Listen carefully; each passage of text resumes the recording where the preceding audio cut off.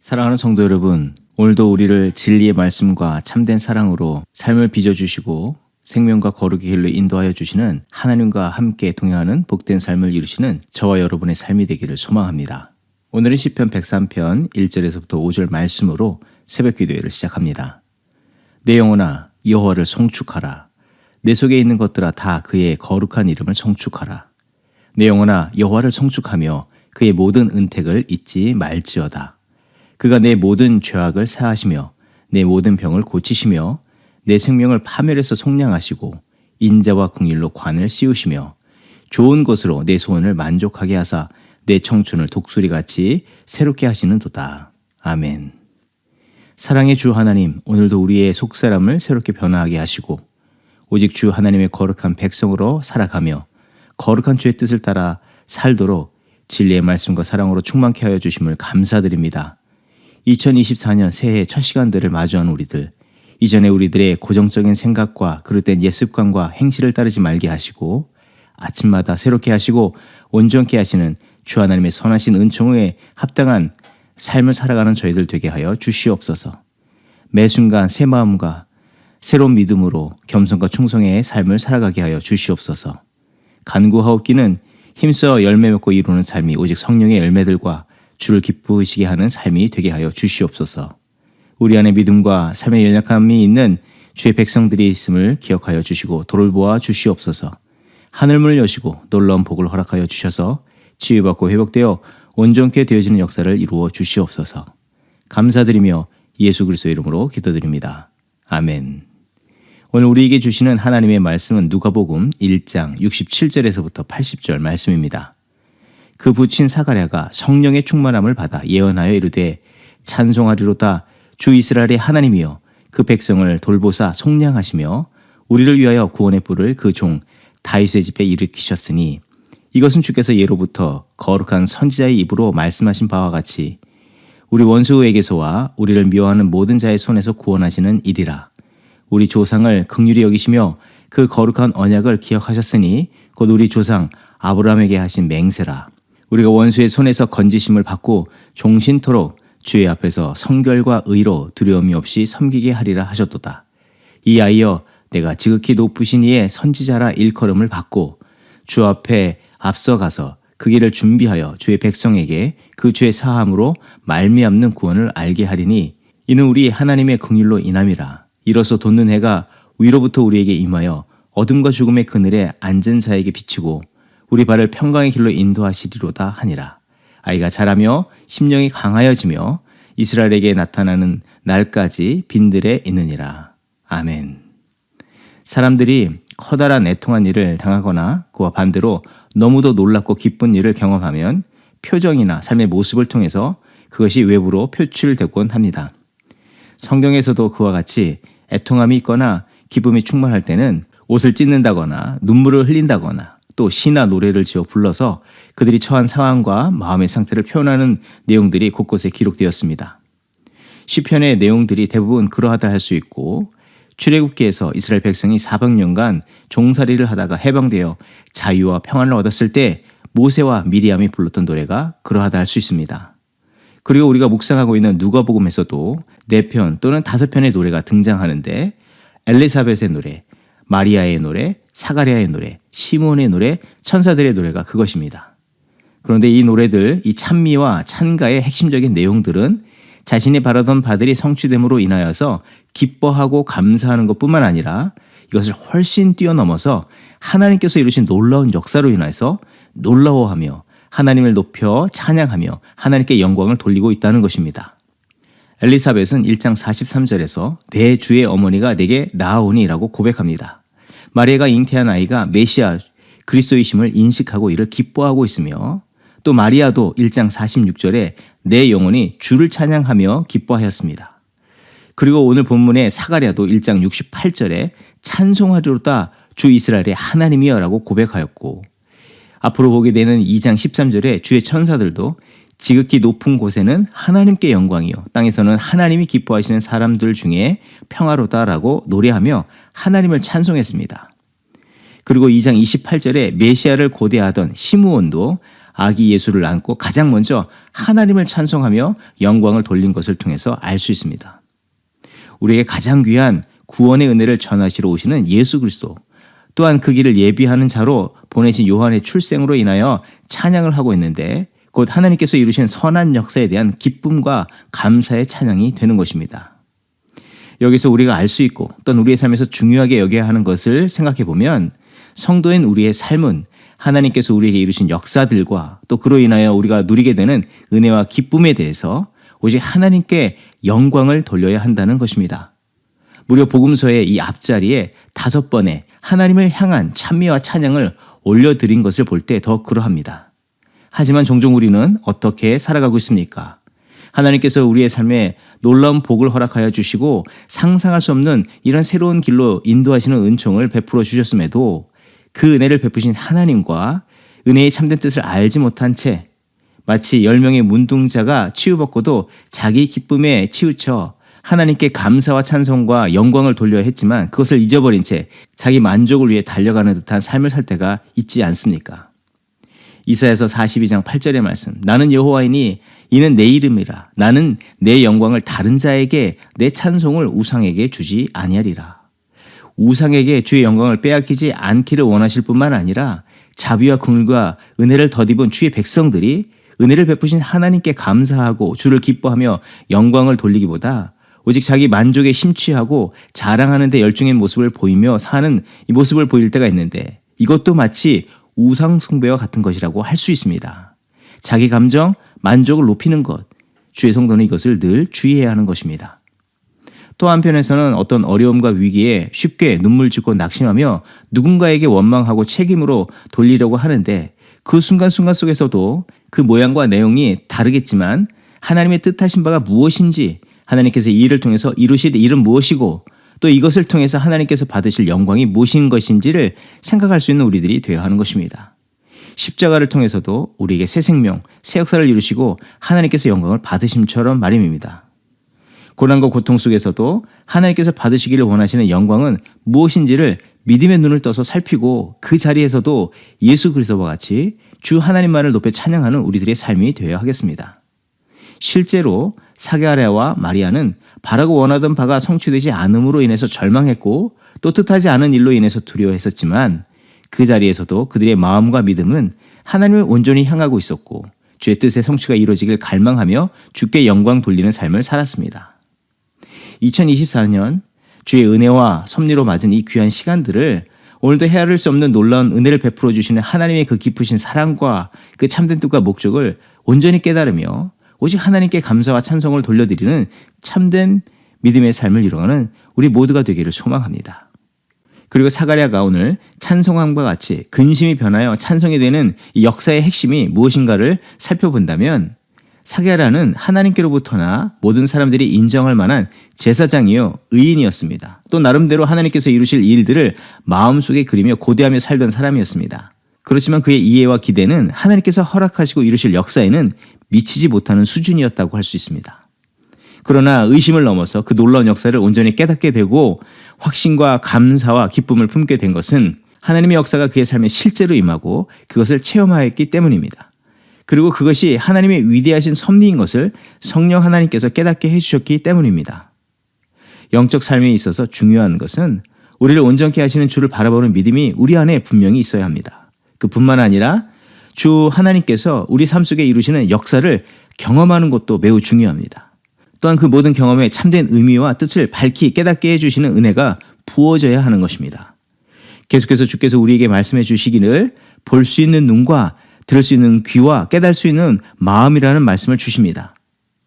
사가랴는 요한이 태어날 것에 대한 천사의 예고 앞에서 이렇게 말했습니다. 1장 18절에 사가랴가 천사에게 이르되 내가 이것을 어떻게 알리오? 내가 늙고 아내도 나이가 많은 아이다.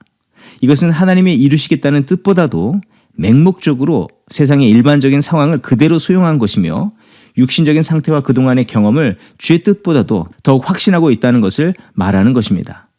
그런데 하나님의 약속하신 말씀이 그 아들 요한을 낳고 품게 되는 그런 실제적인 일들을 경험하고 나서는 1장 18절의 말은 오간되었고 그것이 찬송으로 바뀌게 되었습니다. 또한 그 부인할 수 없는 경험과 또한 앞으로 이루실 역사들을 밝히 알려주심으로 인해서 그는 완전한 찬송과 감사의 고백을 주 앞에 드리게 되었습니다. 이것을 가능케 한 것은 바로 67절에 말하고 있습니다. 성령의 충만함을 받아서라고 말할 수 있습니다. 성령 충만이 임한 자가 바로 하나님의 이루시는 뜻을 온전히 알고 그 역사를 온전히 경험하며 더 나아가서 합당한 믿음과 삶을 계속해서 이뤄갈 수 있는 것입니다. 엘리사벳의 찬양은 1장 41절에 성령의 충만을 따라서 고백하였습니다. 마리아도 1장 35절에 천사가 성령이 내게 임하시고 지극히 높으신 이의 능력이 너를 덮으시리니, 이 38절에 주의 여정이오니 말씀대로 내게 이루어지리이다. 성령의 뜻에 하나 되었고 그로 인해서 찬송하였습니다. 사가랴도 1장 67절에 성령의 충만을 받아 주를 찬송하였습니다. 시므온도 2장 25절에 성령의 충만을 통한 인식의 변화가 있었습니다. 사랑하는 성도 여러분, 주를 믿는다고 하지만 한때 시므온이 그러했던 것처럼 자기의 생각과 경험에 사로잡혀서 주께서 이루실 놀라우신 역사를 기대하지 않거나 또한 내 삶 속에서 이미 이루어주신 은혜의 역사를 깨닫지 못하고 감사치 않고 불신자와 같이 살아갈 수 있음을 우리는 늘 주의해야 합니다. 시편 127편 2절의 말씀 세번역은 이렇게 기록하고 있습니다. 진실로 주님께서는 사랑하시는 사람에게는 그가 잠을 자는 동안에도 복을 주신다. 잠을 잔다는 것은 내 의지, 내 경험이 완전히 마비된 시점을 말합니다. 그런데 그 순간에도 하나님께서는 모든 것을 온전히 주장하여 주시고 그 순간에도 주권적인 은혜를 베풀어 주십니다. 우리는 그것을 매일 경험하면서 살아가는 것입니다. 그릇되고 불안정한 생각과 경험과 습관을 모두 깨트시고 새 역사를 이루실 주님 앞에서 우리는 그래서 자신의 그릇된 인식과 경험을 결코 삶의 앞자리에 세워서는 안 됩니다. 어떤 누군가의 관계, 어떤 문제와 일들을 자기의 그릇된 인식과 짧은 경험으로 해석하면, 자기 생각과 경험에 집착하면 하나님의 역사하심을 볼 수 없고 새 역사도 체험할 수가 없게 되는 것입니다. 그 자리에는 분명 문제들이 일어나고 또한 하나님께서 이루시려는 그런 새로운 역사에도 방해가 되어지는 것입니다. 성도인 우리는 모든 자리에서 주 하나님의 주장하심, 그 은혜로 역사하심을 믿고 그 자리마다 성령의 충만하심을 따라 주의 시각으로 모든 상황과 문제를 바라보고 하나님께서 최종적으로 이루실 역사를 기대하면서 모든 자리에 더 건강하고 바른 믿음과 태도로 충성하는 삶을 이루어야 합니다. 특별히 성도는 어떤 삶으로 나가야 하는가? 참된 믿음을 따라 성령의 충만함으로 하나님의 함께하심과 오늘도 선한 역사를 이루심을 확신하며 먼저 찬송을 선포하며 앞으로 나아가는 삶을 이루어야 합니다. 하나님께서는 바로 그것을 이 복음서 앞에서 가르쳐 주시고 계시는 것입니다. 우리 형편과 처지는 죄와 사망의 굴레에 앉은 자였습니다. 그런데 하나님께서는 그 언약을 지키시고 역사하셔 주셔서 주권적으로 구원의 역사를 시작하시고 성취해 가시고 계시는 것입니다.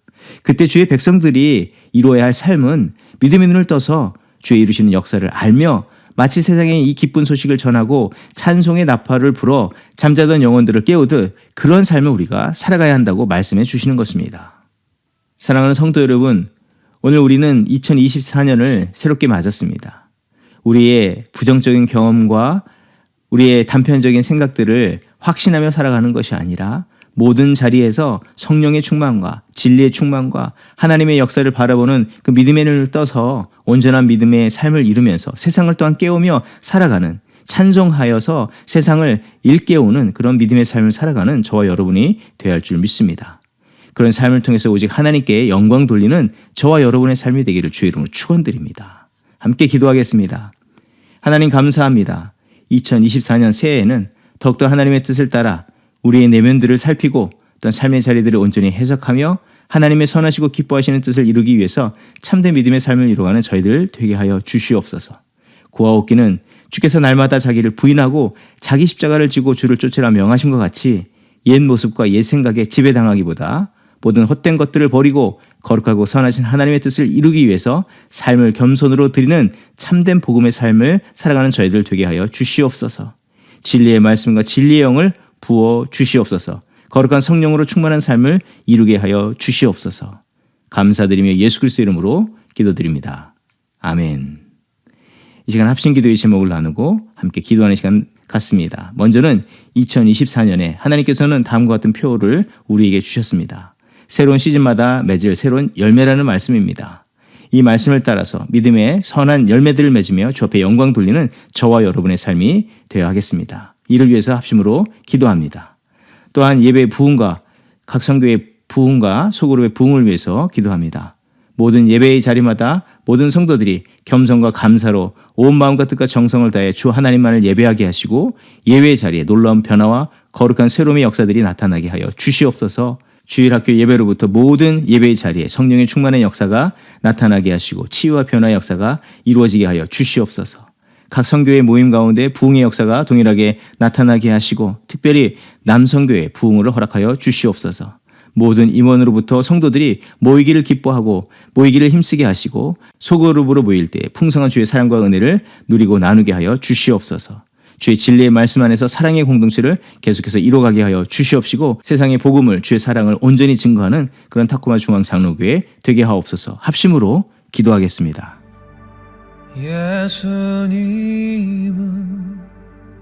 누구신가? 우는 자의 위로와 없는 자의 풍성이며 전한 자의 높음과 잡힌 자의 노임되고 우리 기쁨 대신에 죽은 자의 부활되고 우리 생명 대신에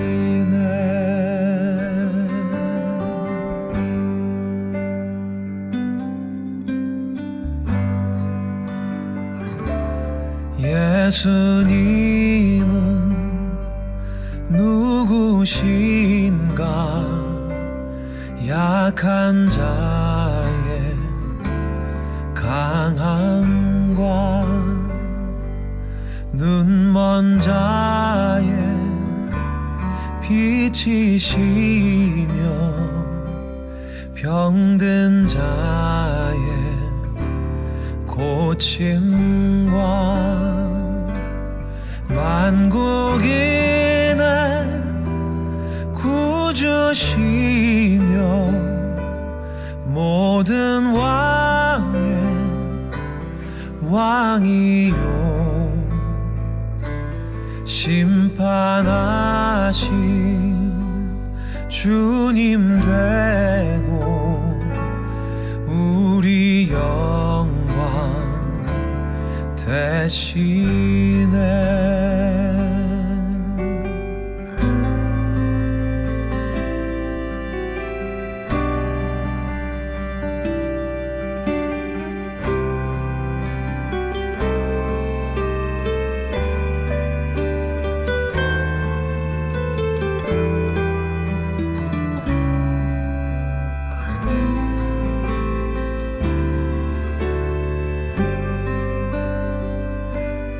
잡힌 자의 노임되고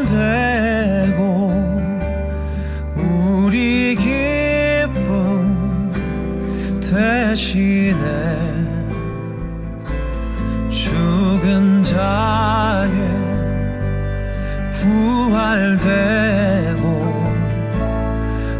우리 생명 대신에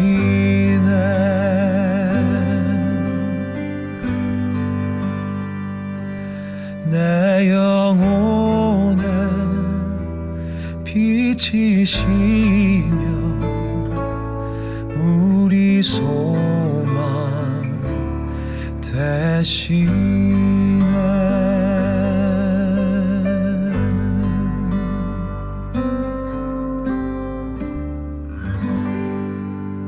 여호와는 나의 목자니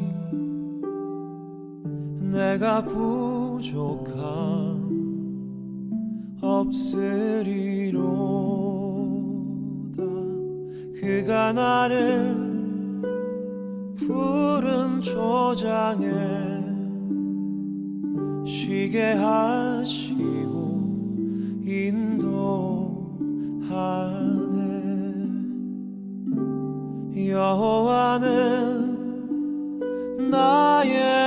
목자니 내가 부족함 없으리로다. 그가 나를 푸른 초장에 쉬게 하시고 인도하네.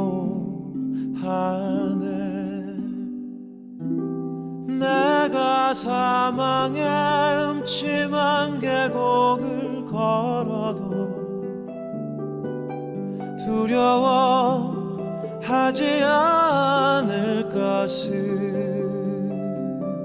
주의 지팡이와 막대기가 나를 지키며 주님 나와 함께 하심이로다. 여호와는 나의 목자니 내가 부족함 없으리로다. 그가 나를 푸른 초장에 쉬게 하시고 인도하네.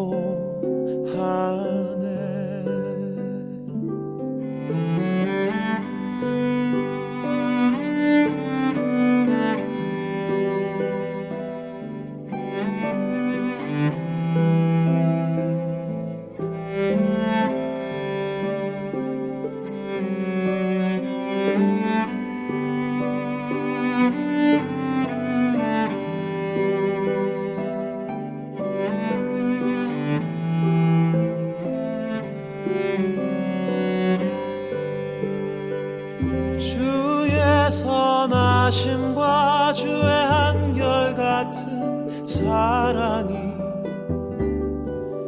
평생에 나를 따를 것이니 내가 여호와의 집에서